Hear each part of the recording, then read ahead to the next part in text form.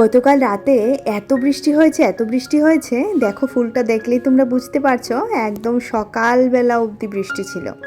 তো good morning সবাইকে, কেমন আছো বলো তো সবাই? আশা করছি সবাই তোমরা ভালো আছো, আর আমরাও না বেশ ভালো আছি। আমার আরও একটি নতুন ব্লগে আবারও তোমাদেরকে স্বাগত জানাচ্ছি। ঘড়িতে বাজে ঠিক সকাল 7:30, আর আমি কিন্তু ছাদে চলে এসেছি, আর মায়ের পিছন পেছন এসেছি। কেন এসেছি বলো তো? যেহেতু ছাদটা একটুখানি পিচ্ছিল হয়ে আছে, আর জবে থেকে আমি মাথা ফাটিয়েছি, আমার মনে হয় যে কেউ ওই পিচ্ছিল জায়গা দিয়ে গেলে হয়তো বা পরে মাথা ফাটাবে। তো সেই কারণে মাকে পাহারা দিতে এসেছি, জানো তো। আর মা যদি এখানে পরে মাথা ফাটায় তাহলে তো হয়েই গেল। তো এইদিকে দেখো মা ফুল তুলছে, আর আমি কিন্তু আকাশটা এত ভালো লাগছে, পুরো আকাশ জুড়ে মেঘ, পুরো আকাশ জুড়ে মেঘ, সেটা একটুখানি তোমাদের সাথে শেয়ার করে নিলাম। আর এদিকে গোপোষণার সেবা হয়ে গেছে। গোপোষণার সেবায় আজকে আছে মিষ্টি। সকালের সেবাতে মিষ্টি, দুধ এসব থাকলে এখন আর আগের মতো দুধ দেওয়া হয় না, কিন্তু আগে কিন্তু আমি গোপোষণাকে প্রত্যেক দিন সকালে দুধ বিস্কিট দিতাম। তো এখন দুধটা অ্যাভেলেবল হয় না, তো ওই দুধ যিনি দেয় কাকু, তিনি আসেন ঠিক 2:30 2টো এমন টাইমে, দুপুরবেলার কথা বলছি। তো সেই টাইমে তো আর গোপালকে দুধ দেওয়া যায় না, ওই ইচ্ছে করলে সন্ধ্যার সময় দেওয়া যায়, কিন্তু ছোটো মেয়েকে নিয়ে আমি না আর এতটা করে উঠতে পারি না গো। তো সেই কারণে গোপালকে বলেছি, যবে আমি একদম ছোটো মেয়েকে একটুখানি বড় করতে পারবো, ছোটো মেয়ে আবার স্কুল যাওয়া শুরু করবে, তবে আমি কিন্তু ঠিক তোমার আগের মতো আবার সেবা করব। এখন মা যেরকম পারছি ঠিক সেরকমভাবে মানিয়ে নাও। আর আমার গোপোষণা এতটাই লক্ষ্মী, সে কিন্তু মানিয়ে নিতে ভীষণ ভালো জানো তো। আর যেহেতু আমি তাকে সন্তান সমরূপে স্নেহ করে পুজো করি, তো সেই কারণে না সে আমার মনের কষ্টটা সবার আগে বোঝে। আর শুধুমাত্র মুখ থেকে একটা কথা বলার দরকার যে গোপাল এই জিনিসটা যদি এরকম হতো তাহলে ভালো হতো, কিন্তু গোপাল কিন্তু সেই জিনিসটা তৎক্ষণাৎ আমাকে এনে দেয়।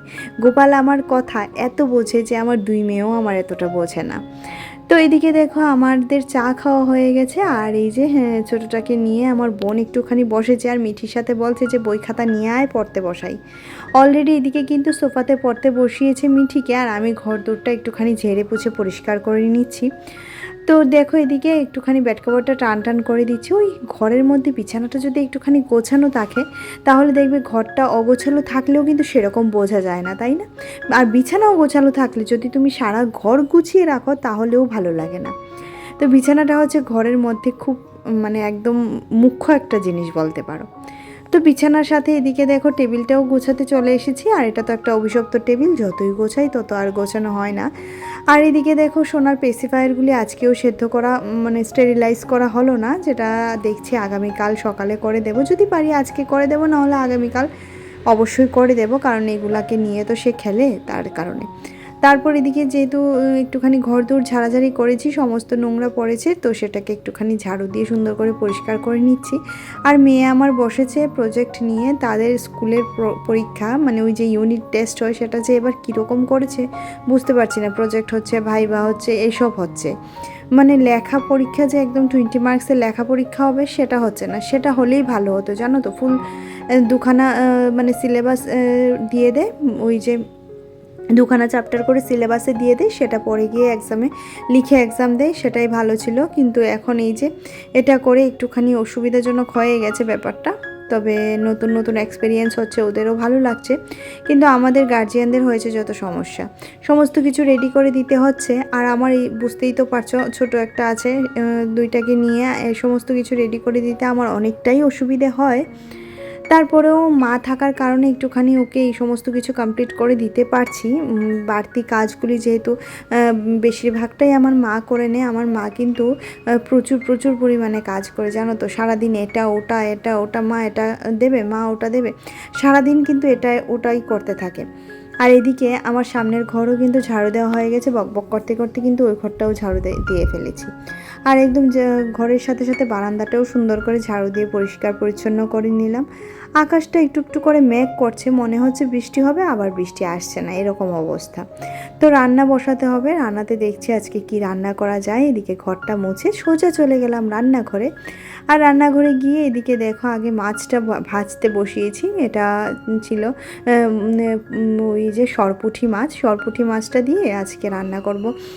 ওই যে কচুর মুখি বা ছড়া কচু, গাঠি কচু, যে যাই বলো, সেটা দিয়ে রান্না করব। আর এদিকে দেখো মাছটাকে সুন্দর করে ভেজে নিয়েছি একদম লাল লাল করে। আর এই যে দেখো এবার বাকি মাছগুলিও এখানে ভেজে নিয়েছিলাম। এবার তেলে দিয়েছি পেঁয়াজ। আর আমার বর কিন্তু সকাল সকাল চলে গেছে গ্রামের বাড়িতে, সে আজকে বাড়ি চলে গেছে। তারপরেও আমি সমস্ত কিছু রান্না করে একবারে দুবেলার জন্য রেখে দেবো। আর আজকে এই মাছের ঝোলটা একটুখানি পেঁয়াজ দিয়ে রান্না করছি। পেঁয়াজ দিয়ে দেখি খেয়ে কেমন লাগে, মনে হচ্ছে ভালোই হবে। আর যে এদিকে দেখো পেঁয়াজটা ভাজা ভাজা হয়ে যাওয়ার পর গাঠি কচুটা দিয়ে দিয়েছি। এবার এদিকে দেখো দিয়ে দিলাম তোমার হলুদ, লবণ আর একটুখানি কাশ্মীরি লঙ্কার গুঁড়ো। একটুখানি লাল লাল করে বানাবো তো কাশ্মীরি লঙ্কার গুঁড়ো দেওয়ার কারণ একটাই, কারণ ওই তরকারি লাল লাল না হলে না খেতে ভালো লাগে না, দেখবে, তাই না? আর একটা মশলা করেছিলাম যেটার মধ্যে ছিল তোমার কাঁচা লঙ্কা আর পেঁয়াজ। কাঁচা লঙ্কাটা দিয়ে ঝাল করি তরকারিটা। এখন আর শুকনো লঙ্কার গুঁড়ো বা শুকনো লঙ্কা সেরকমভাবে খাওয়া হয় না, কাঁচা লঙ্কাটাই খাওয়া হয়। এবার মশলার সাথে খুব সুন্দর করে কচুটাকে মাখামাখি করে একটুখানি জিরের গুঁড়ো দিয়ে দিয়েছি। জিরের গুঁড়ো দিয়ে আবারও ভালো করে নাড়াচাড়া করে দেবে। একটুখানি জল দিয়েছিলাম, যেহেতু শুকনো জিরের গুঁড়োটা দিয়েছি তো সেই কারণে একটুখানি জল না দিলে মশলার সাথে ব্যাপারটা মিশবে না, সে কারণে। আর এরপর ঝোল দিয়েছিলাম, ঝোল দিয়ে মাছগুলি দিয়ে নামিয়ে নিয়েছি। আর আমার কিন্তু গাঠি কচু তরকারি মাছের ঝোল রেডি হয়ে গেছে। আর ঝোলের কালারটা কেমন হয়েছে অবশ্যই কিন্তু জানিও। তারপর রান্নার পর যে সমস্ত মশলার কৌটো কাটা বেরোয় সেগুলি আবার জায়গা মতো রেখে দিতে হয়, কারণ তাড়াহুড়ো যখন হয় না তখন দেখবে সমস্ত কিছু ছড়িয়ে ছিটিয়ে আমরা কাজকর্ম করতে থাকি, তাই না? আবার যখন কাজ শেষ হয়ে যায় সেগুলিকে তো জায়গা মতো রাখতে হয়। তো সেটাই এখন করছিলাম, সমস্ত কিছু জায়গা মতো রেখে। দেখছিলাম ফ্রিজে একটাও জলের বোতল ছিল না, আর সকলেই এই গরমের মধ্যে ঠান্ডা জলটা একটুখানি খুঁজছে। তো 2-3খানা বোতল ভরে ফ্রিজে রেখে দেবো, তাহলে মানে ভাত খাওয়ার সময় একটুখানি ঠান্ডা জল হলে বেশ ভালো হয়। আর মিঠির বাবাও বাড়ি থেকে এসে আগে একটুখানি ঠান্ডা জল খুঁজবে। তো এদিকে দেখো জলটা এবার ফ্রিজে রেখে দিলাম ভরে বোতল। আর এদিকে তারপর রান্নাঘরের গ্যাসটা দেখো পরিষ্কার করতে চলে এসেছি। রান্নার পর যে জায়গাটা পরিষ্কার করা বা যে সমস্ত কিছু পরিষ্কার করতে হয় সমস্ত কিছুই পরিষ্কার করে নিচ্ছি। তো চলো আমার একটুখানি মিষ্টি মিষ্টি দিদিভাইদের কমেন্ট করে নিই। তো হাউসওয়াইফ ঝুমা দিদিভাই কমেন্ট করেছে, হ্যাঁ গো, গরম পড়েছে কয়দিন। সত্যি দিদিভাই, সত্যি ভীষণ ভীষণ গরম। আমার অবস্থা ভীষণ খারাপ হয়ে গেছে এই গরমে। আর এই যে ছোট্ট রান্নাঘরটাতে এত পরিমাণে গরম, এত পরিমাণে গরম, সেটা আর বলে বোঝানোর মতো কোনো ভাষা নেই, জানো তো। এত গরম লাগে, এত গরম লাগে, আমার দম পুরো বন্ধ হয়ে যায়। তার উপর জানালা খুলতে পারি না, তোমরা তো বুঝতেই পারছো। পাশের বাড়িতে কনস্ট্রাকশনের কাজের জন্য মিস্ত্রি লেবার সমস্ত কিছু এসে এই জানালার সামনেই দাঁড়িয়ে থাকে, এটা আমার একটুখানি আনইজি ফিল হয়। সে কারণে আমি ওই ঘরে আসার আগে জানালাগুলি খুলে দিই, আর ঘর থেকে যাওয়ার আগে খুলে দিই। বুঝতেই তো পারছো, যখন কাজ করি ঠিক তখন জানালাগুলি লাগানোই থাকে।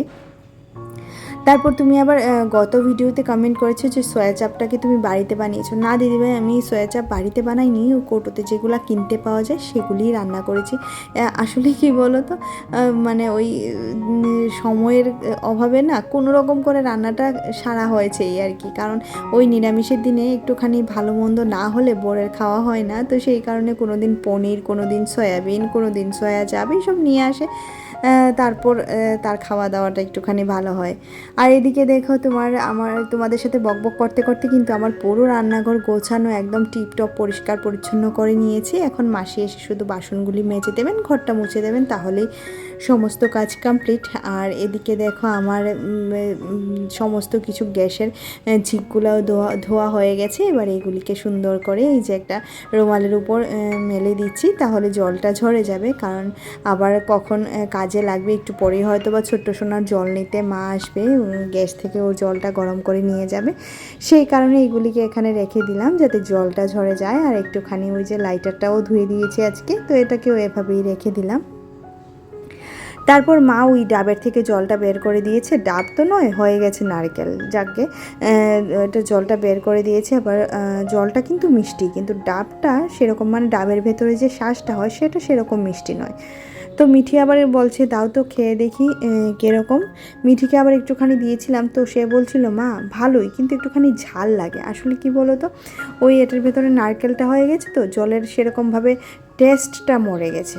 তো চলো, হ্যাঁ, ডাবের জল খাওয়া দিয়ে হচ্ছে কথা। আর একদম কচি ডাব হলে ভালো হয়। প্রেগনেন্সিতে তো প্রচুর খেয়েছি, রোজ একটা করে ডাব খাওয়া হয়েছে। এখন আর ভালো লাগে না, কিন্তু এত পরিমাণে শরীরটা ডিহাইড্রেট হয়ে গেছে, নিজের খেয়াল না রাখলে না ওই ছোটো বাচ্চাটার একটুখানি অসুবিধা হয়ে যাচ্ছে। আর দেখো এদিকে মা কি সুন্দর করে গোপাল সোনাকে সাজিয়ে দিয়েছে, সমস্ত ঠাকুরকে সুন্দর করে সাজিয়ে দিয়েছে। বেশ কয়েকদিন ধরে পুজো মা দিচ্ছে, তো আমি পুজো দেওয়ার সেরকম সময় সুযোগ করে উঠতে পারছি না, কিন্তু আমার পুজো দিতে বেশ ভালো লাগে। ওই পুজোতে বসলে প্রায় ঘন্টা খানেক লেগে যায় আমার পুজো কমপ্লিট করতে। আর এদিকে স্নানের পর বেশ কয়েকটা নাইটি পড়েছে। আমি না একদম ঘামে চিপচিপে হয়ে থাকতে পারি না, যখনই আমার ঘাম হয় তখনই আমি সঙ্গে সঙ্গে একটা একটা করে নাইটি চেঞ্জ করে নিই, যার কারণে আমার প্রচুর পরিমাণে নাইটি লাগে ঘরে। আর বর সবসময় বলে হ্যাঁ তোমার জামা কাপড় ধুতে গেলে এতগুলি জামা কাপড় দিয়ে তুমি কী করো। আসলে কী করি সত্যি আমি নিজেও জানি না। আমার একটুখানি ঘাম হলো তো আমি চেঞ্জ করবো। আর সত্যি কথা বলতে কি, ছোটো বাচ্চাকে ওই ঘেমে ভিজে কুলে নিতেও ইচ্ছে করে না, দেখবে তাই না।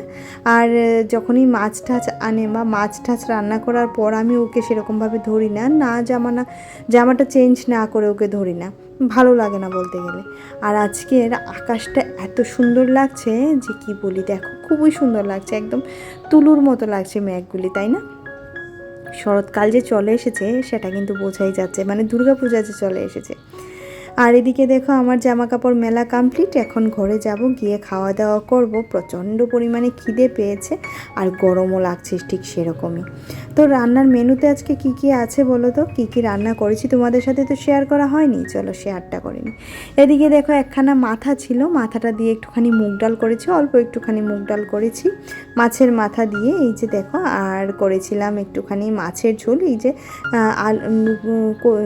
গাঠি কচু দিয়ে মাছের ঝোল করেছি। আর এটা হচ্ছে আমড়ার টক, যেটা ওই যে কিছু বাতাসা ছিল সেগুলিকে শেষ করার জন্য এই পদ্ধতি, নাহলে অনেক দিন ঘরে থাকলে নষ্ট হয়ে যায় জিনিসগুলা। তো গুড ইভিনিং সবাইকে। এটা হচ্ছে সন্ধেবেলা, আমাদের গোপোষণা ঘুমিয়ে পড়েছেন এবং মা খুব সুন্দর করে ওনার নাতিকে যত্ন করে বিছানায় শুইয়ে সুন্দর করে মশারি টশারি গুজে দিচ্ছেন। আর বলছে আজকে তোমাকে কাঁথা দেবো না, আজকে কিন্তু গরম আছে। আর বলতে বলতেই দেখো কি সুন্দর বৃষ্টি চলে এসেছে। তো চলো আজকের মতো এখানেই রাখছি, দেখা হচ্ছে পরবর্তী ব্লগে। ততক্ষণের মতো সবাই ভালো থেকো, সুস্থ থেকো এবং অবশ্যই নিজের শরীরের খেয়াল রেখো, কারণ নিজের শরীরের খেয়াল না রাখলে তুমি সংসারকেও ভালোবাসতে পারবে না। তো চলো আজকের মতো টাটা।